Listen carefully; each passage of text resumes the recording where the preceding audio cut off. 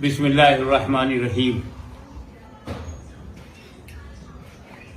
الحمدللہ رب العالمین والصلاة والسلام علی اشرف الانبیاء والمرسلین وعلی آلہ وصحابہ اجمعین اما بعد فاعوذ باللہ من الشیطان الرجیم بسم اللہ الرحمن الرحیم ان الشیطان للانسان عدو مبین صدق اللہ مولانا العلی العظیم وبلغنا رسولہ النبی الامین الکریم ونحن على ذلك لمن الشاهدين والشاكرين والحمد لله رب العالمين.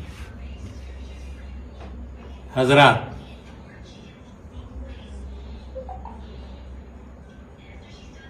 ستیزہ کار رہا ہے ازل سے تا امروز چراغ مصطفی سے شرار بولہبی. اللہ تعالیٰ نے جب نسل انسان کو فروغ دینے کے لیے آدم علیہ السلام کو زمین پر بھیجا اور اپنی نبوت اور اپنی خلافت کا تاج ان کے سر پہ رکھا تو سب سے پہلا انکار کرنے والا عزازیل، جسے دنیا ابلیس کہتی ہے، شیطان کہتی ہے، اس نے انکار کیا. باوجود اس کے کہ وہ بڑا عبادت گزار تھا، بہت ہی ساجد اور عابد تھا، کمال علم اور جمال تقوی سے بہرہور بھی تھا، مجلس ملائکہ میں بیٹھتا بھی تھا، جنت میں آتا جاتا تھا. اتنے مراتب تو کسی کافر کو ملے ہی نہیں، نہ ایسے مواقع ملے. پر یہ پہلا اور آخری کافر ہے جو جنت دیکھنے کے بعد بھی جنت سے محروم ہے، دیکھنے کے بعد بھی. تو نتیجہ یہی ہے کہ دو طاقتیں اس شروع سے چل پڑی، ایک رحمانی طاقت، ایک شیطانی طاقت، اور یہ آپس میں نبرد و آزمائش لیے رہے کہ اس سے اللہ تعالیٰ نے انسانوں کا، اپنے بندوں کا امتحان لیا. آزمائش کی. کون تیرے ہیں وہ تیرے ہیں، جو میرے ہیں وہ میرے ہیں، وہ تیرے نہیں ہو سکتے.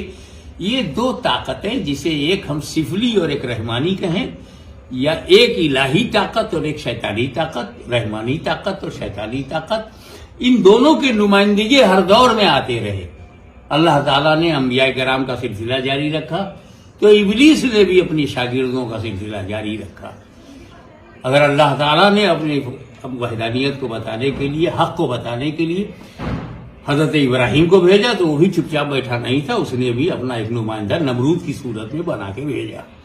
اگر اللہ تعالیٰ نے اپنی حقانیت کو، اپنی وحدانیت کو دکھانے اور بتانے سمجھانے کے لیے موسیٰ کلیم اللہ کو بھیجا تو وہ بھی خاموش بیٹھا نہیں رہا، اس نے بھی اس سے رکاوٹ ڈالنے کے لیے فرعون کو بھیجا.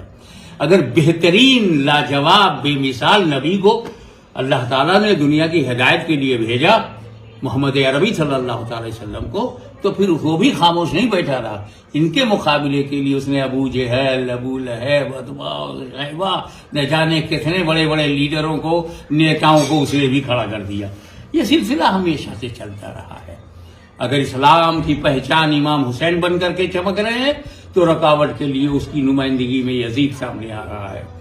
اگر سنیت کی حقانیت کو دنیا کے سامنے بتایا جا رہا ہے تو خارجی اور رافضی طاقتیں بھی آ کر کے اس نبرد آزما ہے. کوئی قرآن پر حملہ کرنا یہ کوئی نئی بات نہیں ہے. ارے یہ تو جب خلافت، نام نہاد خلافت کے دور میں بھی قرآن پر مخلوق ہونے کا، قرآن کا، اللہ کا ایسا کلام جو معاذ اللہ حادث ہو، قدیم سے ہونے سے انکار، امام احمد بن حنبل نے مورچہ سنبھالا اور اس طریقے سے انہوں نے اسلام اور امت مسلمہ کو بچایا.